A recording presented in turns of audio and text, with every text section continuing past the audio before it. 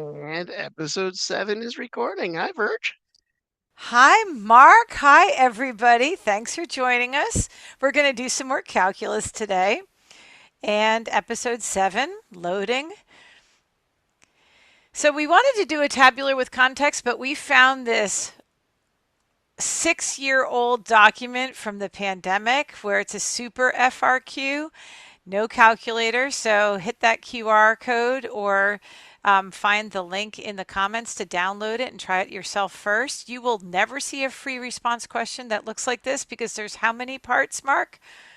Um, J parts. 8. I think there's 10. Yeah, I did 10. Yeah, J parts, which J is parts. 10. Yeah. So, but you will see perhaps an assortment, like a combination of 4 of these or whatever. So, And of course, hit that QR code, right? Or hit the link in the description. mhm. And we still are hoping to do an episode 8 and 9 this season.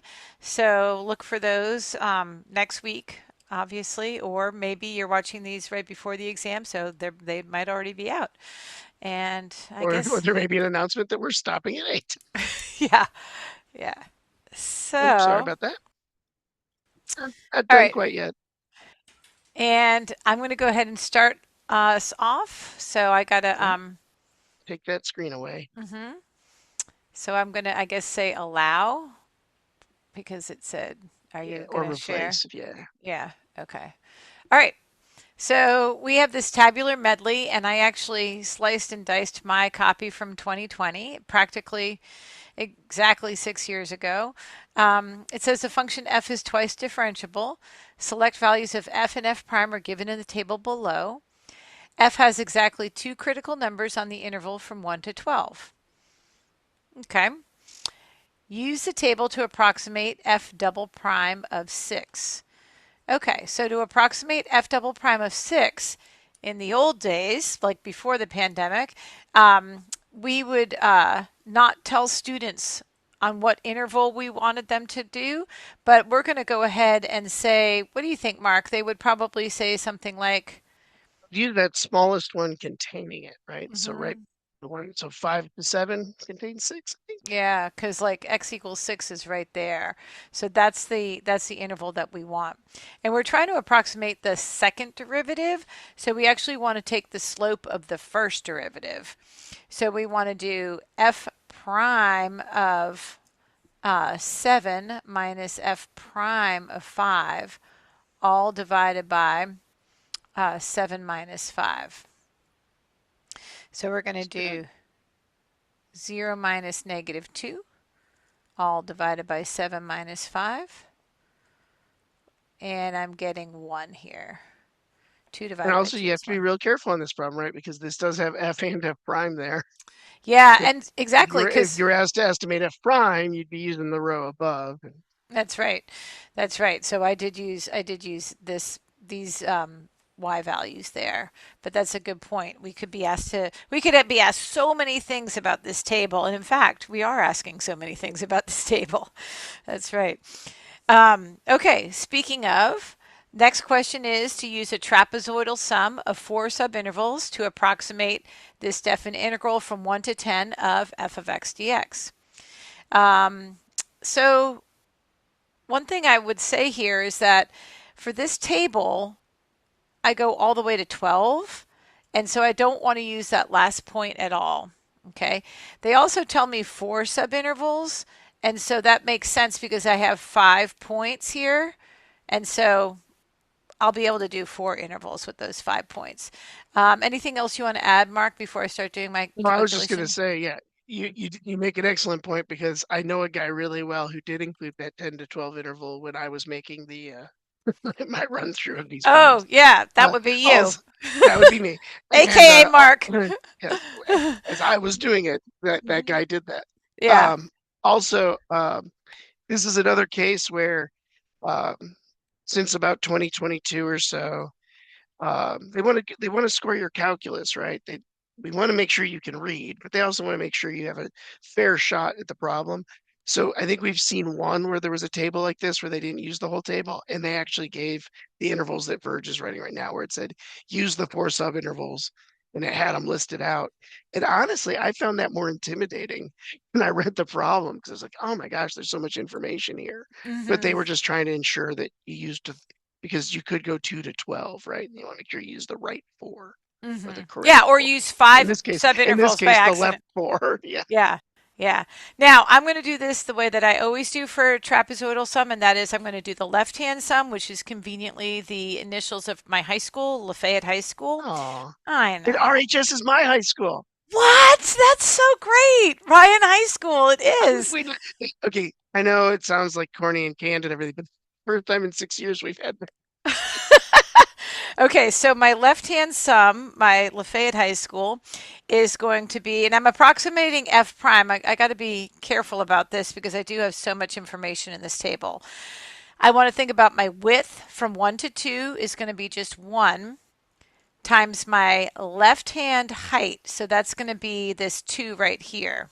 You're doing F. You said F prime, I think, but we're doing F, not F prime. Right, I want to ignore my F prime row, is probably Yes. why I was trying to say that. Okay, so that would be my first rectangle. And then from 2 to 5, my next width is 3. And then my left hand side is a value of 4 for that height of the function, f of x. And then plus from 5 to 7, my width is 2. And then I want to pull this value from the table because that's on the left-hand side of the interval. And then finally from 7 to 10, my height is 3. And I want to pull that 1. Okay. Now, what I'm doing here is I'm doing the left-hand sum, and I'm going to figure out the right-hand sum, and then I'm going to take the average of them for the trapezoidal sum, which will work every time. It's quite nice. This one ends up being, I can't remember, I have it on a different sheet of notebook paper. I'm just trying to speed up here. Let's see, 2 plus 12 plus 4 plus 3. So what is that? Oh, that was like 21. 21. Okay. Then the Ryan High School, shout out to Mark Corrali's Woohoo! students, woohoo! The Ryan High School would be same widths. So 1 was a width, 3 was a width, 2 was a width, and then another 3 was a width. But now I'm going to pull the right hand values. So from 1 to 2, the 4 is the height on the right hand side. And then from 2 to 5, the 2 is the height. From 2 to 1, the 1 is the height. From 1 to 7, the 7 is the height. So 4 plus 6 plus 2 plus 21. And then this one ends up being, I think, 33. There it is. Yeah. Okay. So then, like I said, I'm going to do the average here. So I'm going to say the left-hand sum plus the right-hand sum divided by 2. So 21 plus 33 divided by 2. 54 divided by 2. I think this is 27. Yeah. And that's what I got when I actually did it using trapezoids as well. So that makes me feel good. Okay. And and although this is the way I would do it, I did it to make sure that as we were verifying our answers. I did want to say something because I usually don't write the intervals like you Mhm. did there. Mhm. One of the things I was looking at as we're doing that is you're using your first four, you're using the f of 1, f of 2, f of 5, f of 7, which is the left side of the way you wrote the intervals. Mhm. And for the right hand, you're using the f of 2, f of 5, f of 7, f of 10, which is right next to the bracket. And Mhm. so it was kind of neat to watch you pull those numbers and actually see that left and right physically happen. Yeah. So yeah, I like that too. I don't normally write these intervals either for myself, so that was different for me.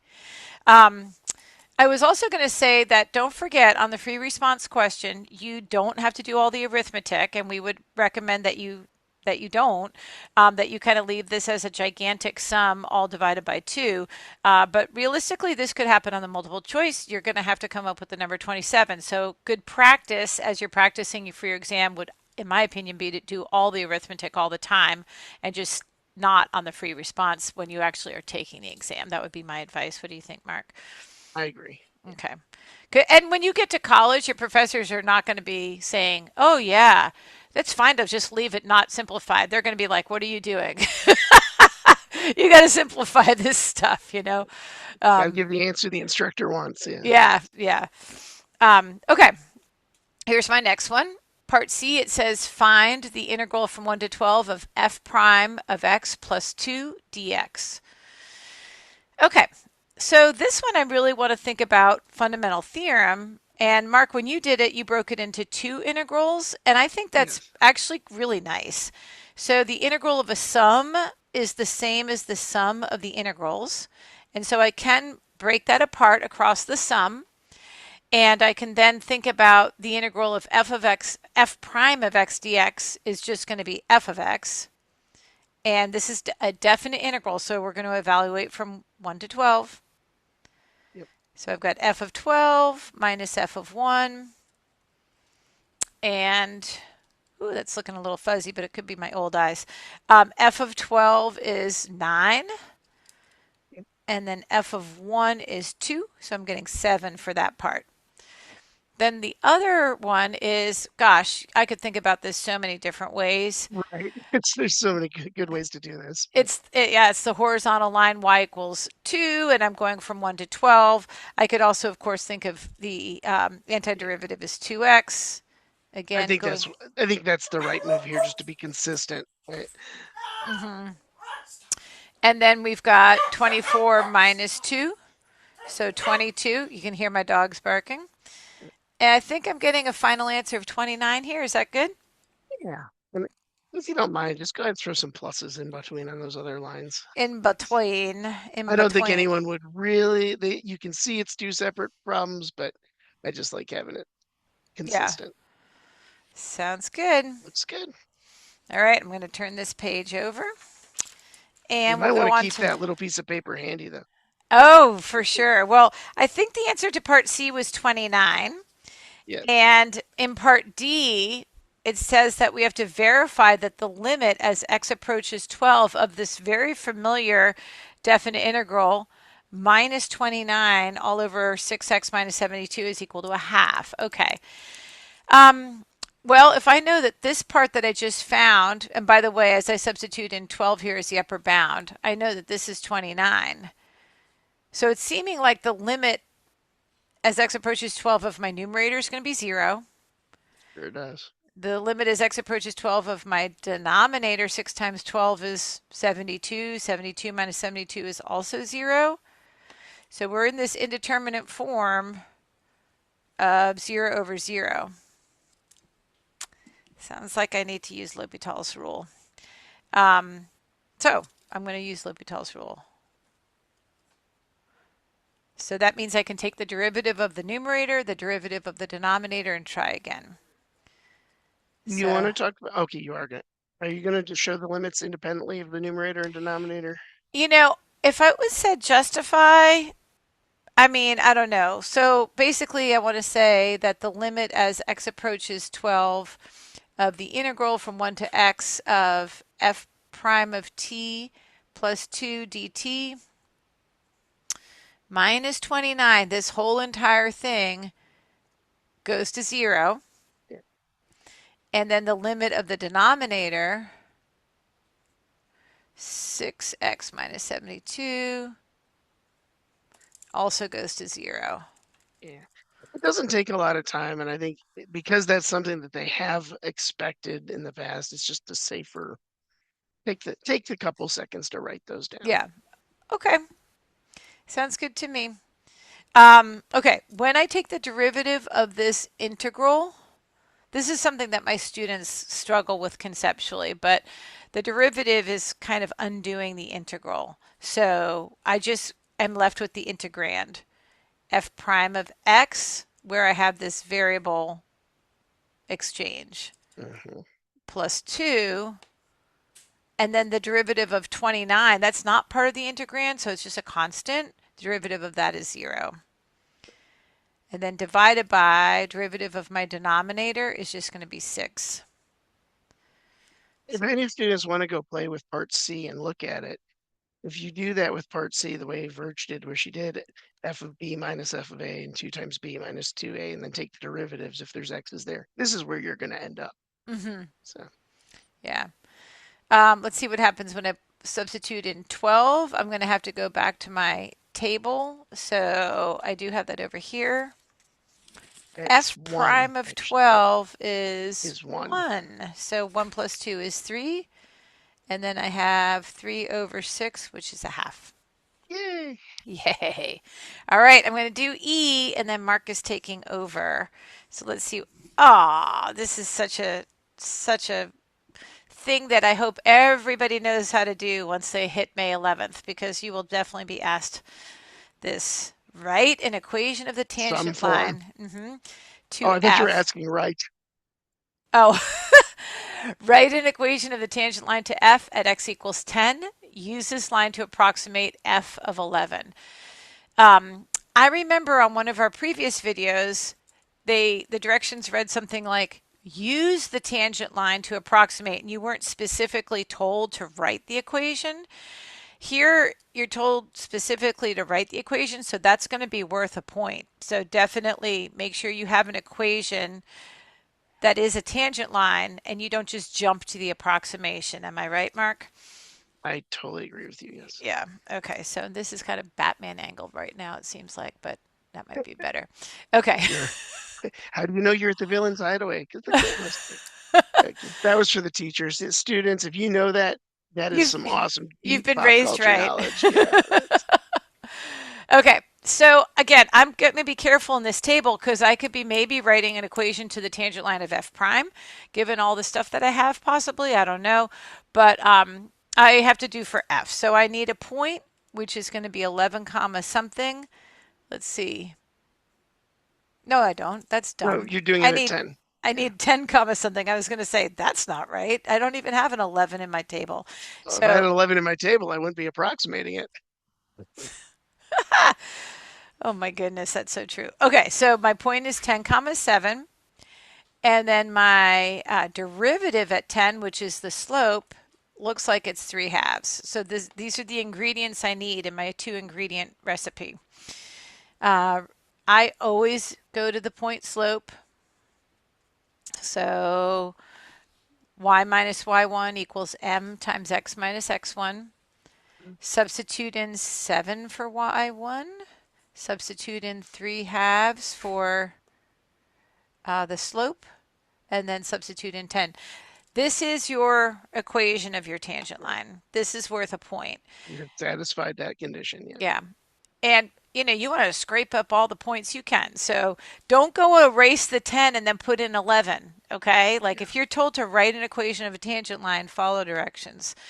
I know there's some teachers out there that are saying, thank you, Virge, for saying what I've been saying for, 7 months now.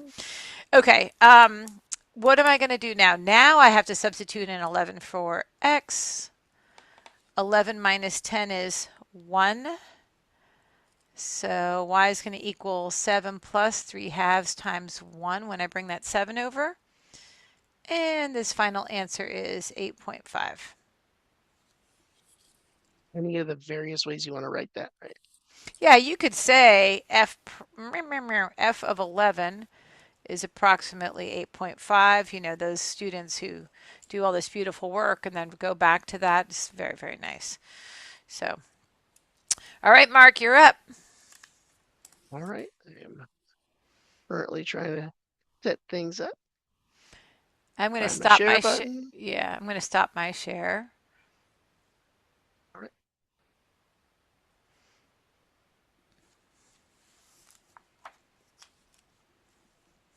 I am no longer going to see you because my computer has decided I can either see the screen I'm sharing or I can see you.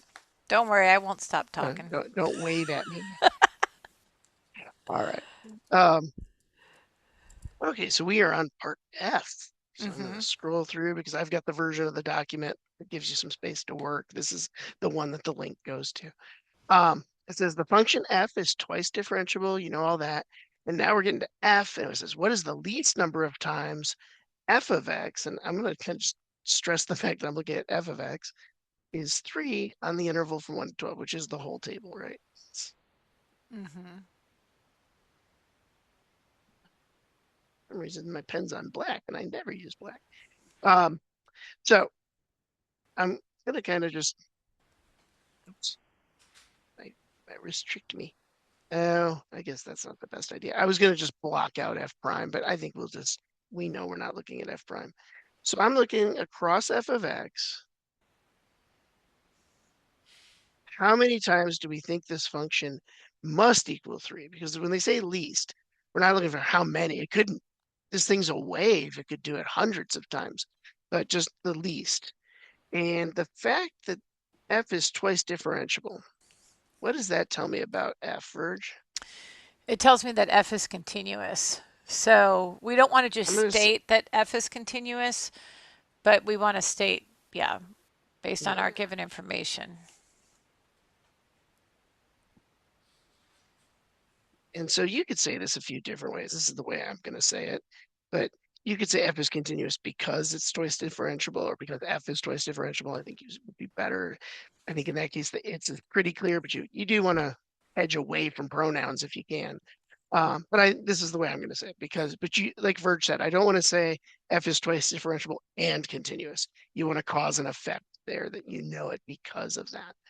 Um, and so because f is continuous, well, if I go from 2 to 4 in a continuous manner, what's going to happen? Yeah, f of x has to pass through 3. I'm going to pass through 3. And then 4 goes back to 2. So there's going to be a 3 in here somewhere and a 3 in here somewhere. From 2 to 1, I don't know. It might go back up to 5 and back down between 5 and 7, but from the information given, it could go straight from 2 to 1, then from 1 to 7, Has to go through 3. another 3. And again, 7 to 9, it might, but nothing guaranteed other than I could guarantee 8 happens. And so it looks like, so I'm going to have to actually, because this says explain, I'm going to say, because f of 1 equals 2 is less than 3 is less than 4, which equals f of 2, and f of 2 equals 4, which is less than, oh, which is not less than 3, is it? It was a horrible direction there, is greater than 3, which is greater than 2, which is f of 5. And finally, because, and I think this says explain in your own words, and I think Virge might agree, or you could probably get away with a little less than this. I'm doing more of a justification, You really need those inequalities, though. I think but I it's think really you need the, important to or at least what, the intervals, right? yeah. You at least have to call out what intervals you know it occurs in. Hmm.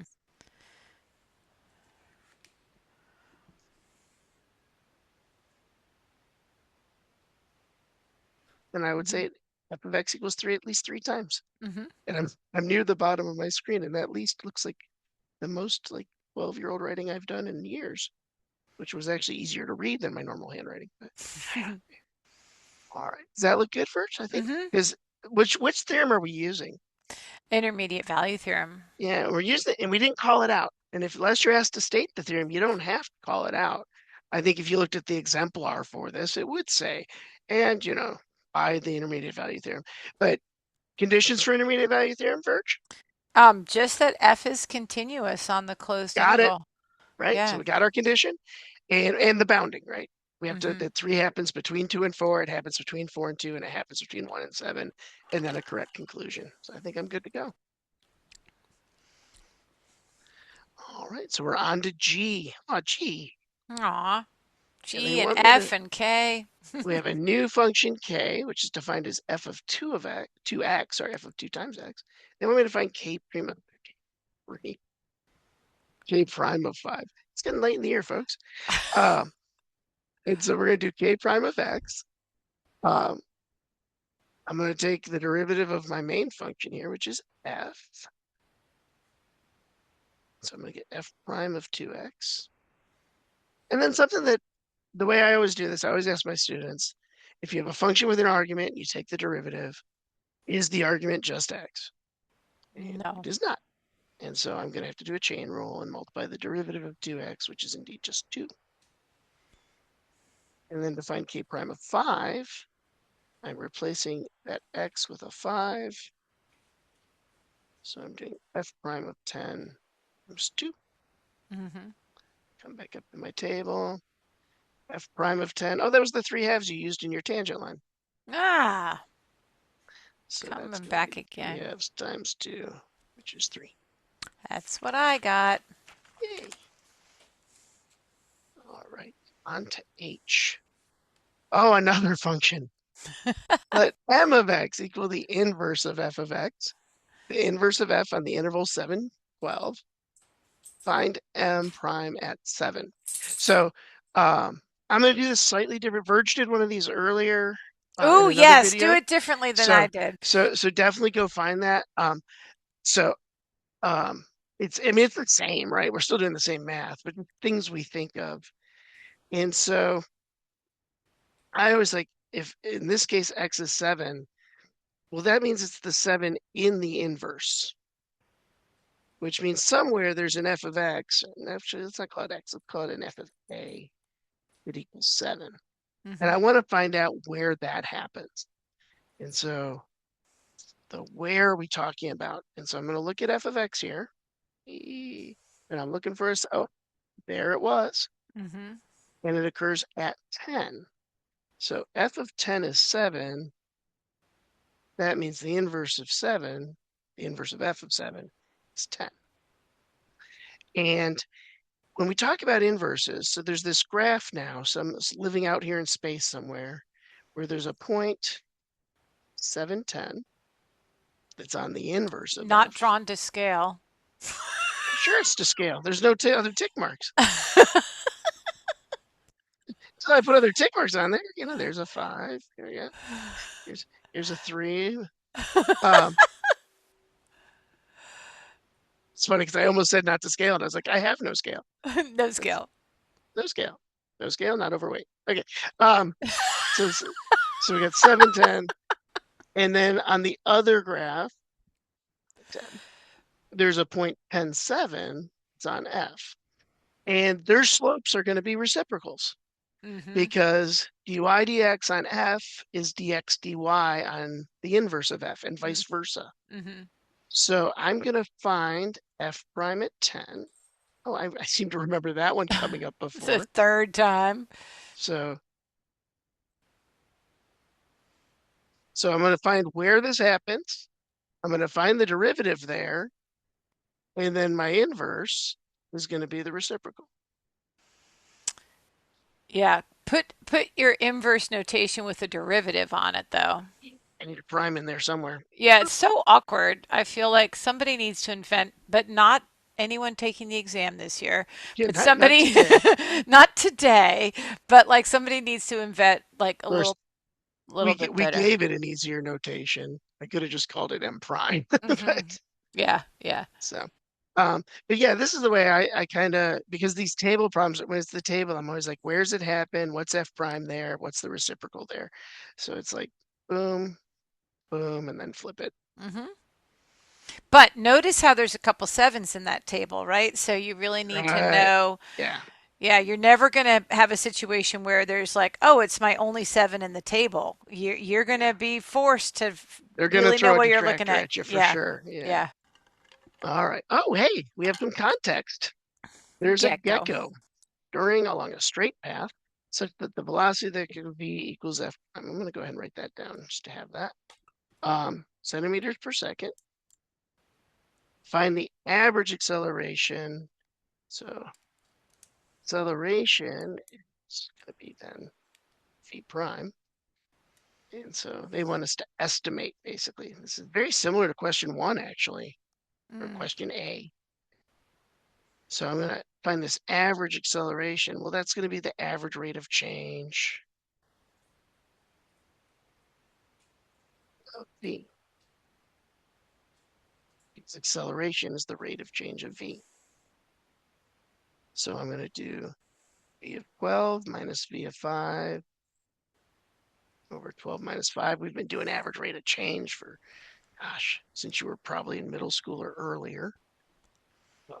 V is f prime. You would not have to write this, I don't believe, but I'm going to make sure.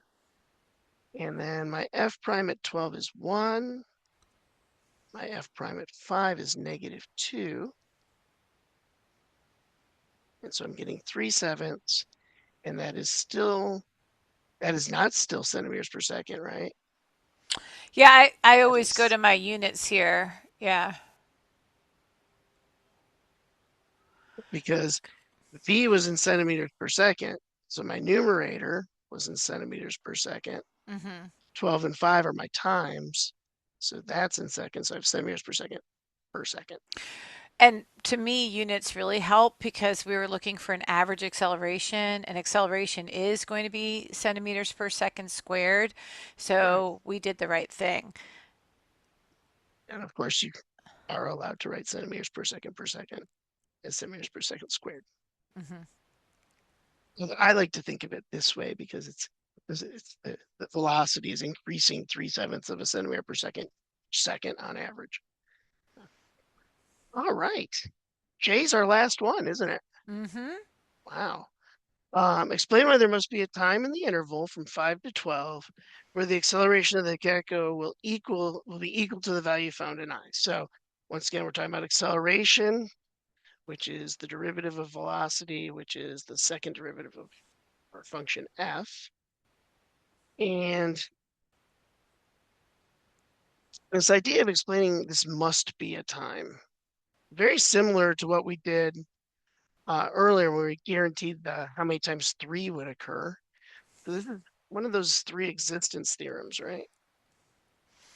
Yes, this is not IVT though. This is not intermediate value theorem. It's not Nope. extreme value theorem. It's We're not the, looking for a max or a min. nope. So we are This is, looking for an average because mhm. this was the average up here. They're referring specifically to this value we found in I. So the average rate of change. And so the mean value theorem says if the function is what? If the function is continuous on the closed interval from a to b and differentiable on the open interval from a to b, then there exists at least one value in between a and b where the slope of the secant line equals the slope of the tangent line, or Wow, the you gave me average so rate. much more than I was fishing for. Ah! I was Just the just fishing for the conditions. contingents. Okay. Yeah. Yeah. So we are going to use that all though. Beautiful. Uh-huh. Well done. Uh, star for that pupil. It's it's almost like I know this stuff. It needs to be continuous on 512 and differentiable on 512. Now, what is it? It is our function, what? The average acceleration, and we're looking at the derivative of v. So it's v that has to be. So I'm going to get rid of this extra work over here because this is not stuff I would be writing down during the test. Yeah, v must be, because we're looking at v's instantaneous rate of change and v's average Hmm. rate of change. So, we can say those things because v equals f prime. And since f is twice differentiable,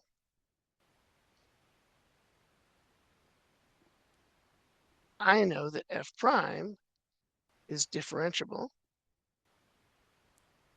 and therefore continuous. Hmm. I use the word therefore all the time for this.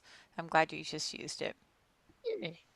Because a lot of students will just say differentiable and continuous, like you said, and Yeah, if they would just put therefore there, it would be that point, it and needs we that can't give the point if you connection don't of say that. that's right. And so by the mean value theorem, there Hmm. must be a value. And uh, they didn't really go to ever to t here, did they? They kind of left the independent variable up to me. Hmm. So I'm going to leave it as x equals c, where v prime of c equals v of b minus v of a over b minus a, which means that at some point there's an acceleration that has to equal 3/7 in the interval from 5 to 12. And that 3/7 is coming from right up here because that v of 12 minus v of 5 or 12 minus 5 is that. Although this doesn't, should I make those 12s and 5s in there, do you think, Virge? Here's the thing is that like this is 10 questions on one table. I if J were a standalone question where they hadn't done all that work in I, then they would need to pull those 12s and 5s down in there. Right. Yeah. So I think you should pull the 12s and 5s down in there for that reason. Yeah. Just come in here. Because you do want to be specific. We want to be talking about our problem. Yeah. being formulaic and stating theorems and things like we did, like making my list of this is an IVT. We want to see those things on student work because it tells us the students are thinking, but yeah, we can't award points for it. So Hmm. I think we've successfully done it again. Yes. Well, I hope you guys got a lot out of this and, feel more confident going into more studying for your AP exam. And come see us next time when we're going to do more calculus together. Bye. Bye.